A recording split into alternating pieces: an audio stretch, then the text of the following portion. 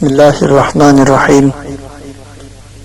خواهر و برادران ارجمند، از پیامبران خداوند سر کرده تا امروز اونهایی که در راه خداوند غریب گشتند، خواه از جمله زنان و خواه از مردان، کم نیستند.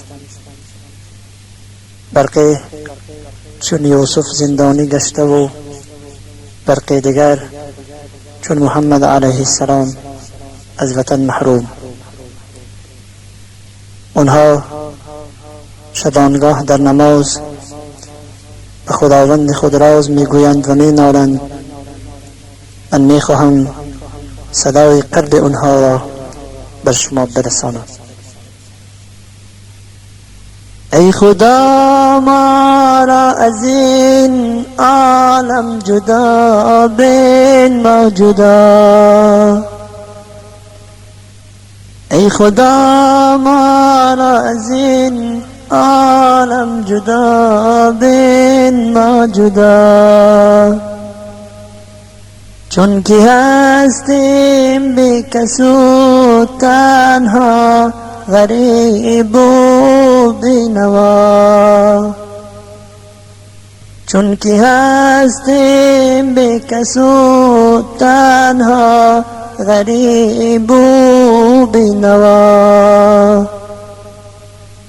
جز تو یاران خود مایان نداریم همدمه. جز تو یاران خود مایان نداریم همدمه. می رویم اندر رهت تا جان ز تن یابد رها. می رویم اندر رهت تا جان ز تن یابد رها. ای خدا ما را از این عالم جدا بین ما جدا. جبر و ظلمی غافلان بر مسلمین از حد گذشت. جبر و ظلمی غافلان بر مسلمین از حد گذشت. با امیدی رحمتت خون می چکد از دیده ها. با امیدی رحمتت خون می چکد از دیده ها. ای خدا ما را از این عالم جدا بین ما جدا. آرزوی ما بود تنها شهادت در رهت. آرزوی ما بود تنها شهادت در رهت. یا که در روی زمین قرآن بود حاکم به ما. یا که در روی زمین قرآن بود حاکم به ما.